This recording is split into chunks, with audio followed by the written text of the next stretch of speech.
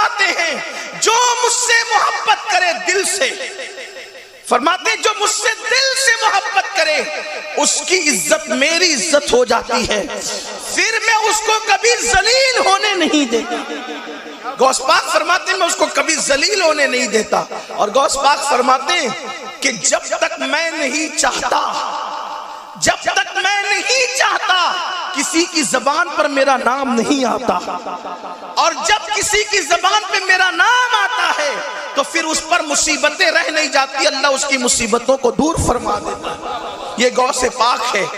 غوث پاک کو کیا سمجھے کوئی، یہ وہ عظیم ذات ہے۔ اللہ اللہ اولیاء کے متعلق امام اہل سنت کہتے ہیں، میرے امام نے کہا شکر کے جوش میں جو ہیں وہ تجھے کیا جانے۔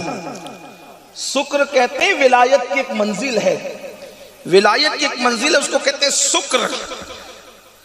ولی ایک مقام پر ایسی منزل پہ پہنچتا ہے کہ اس کی عقل اللہ رب العزت کی ذات میں فنا ہو جاتی ہے، اس کو کہتے ہیں مقام شکر۔ اس کو اپنا بھی ہوش نہیں رہتا، لیکن رہتا تو وہ ولی ہے نا، شکر میں ہے لیکن رہتا تو ولی ہے۔ اب میرے امام کہتے ہیں شکر کے جوش میں جو ہیں وہ تجھے کیا جانے۔ جب شکر کے جوش والا ولی میرے غوث کو نہیں جان سکتا، ہے تو ولی لیکن شکر میں، وہ کیا جانے غوث پاک کو؟ تو جو شکر میں ہو وہ غوث پاک کو ولی ہو کر بھی نہیں جان سکتا، تو جو ولی ہی نہ ہو وہ غوث پاک کو کیسے جان سکتا ہے؟ تو غوث پاک کا مقام کس سے پوچھے، کس سے پوچھے ان کا مرتبہ؟ وہ کہتے ہیں شکر کے جوش میں جو ہیں وہ تجھے کیا جانے، خضر کے ہوش سے پوچھے کوئی رتبہ تیرا۔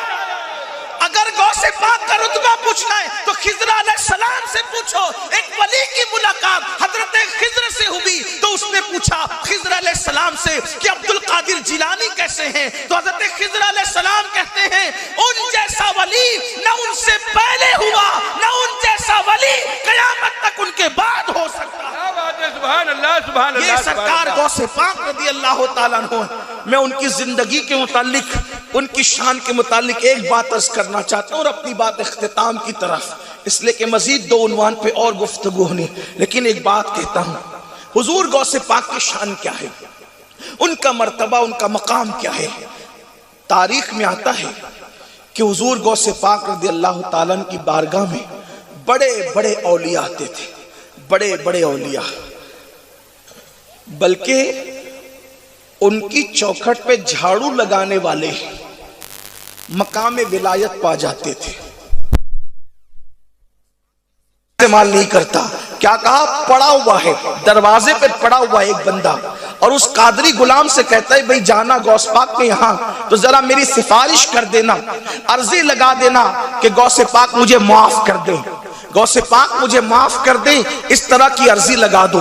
اب اندر وہ غوث پاک کا غلام پہنچا، کہا سرکار دروازے پر ایک بندہ پڑا ہوا ہے اور وہ آپ سے معافی کا خواستگار ہے کہ آپ اس کو معاف فرما دیں۔ آپ نے مسکرا کر اس قادری غلام سے فرمایا اپنے مرید سے، بیٹا جانتے ہو وہ کون بندہ ہے؟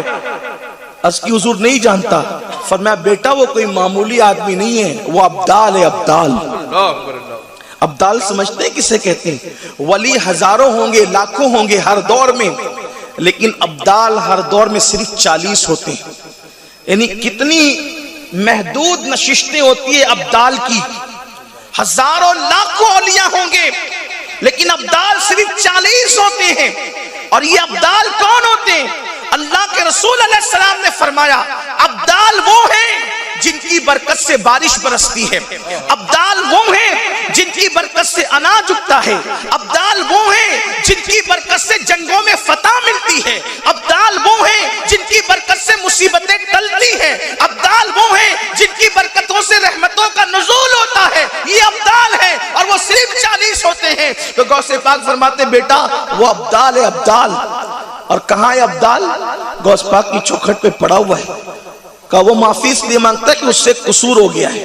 کہا حضور قصور کیا ہو گیا ہے؟ فرمایا کہ وہ اور اس کے اور 2 ساتھی، یہ 3 مل کر بغداد معلیٰ کی فضاؤں میں اڑ رہے تھے۔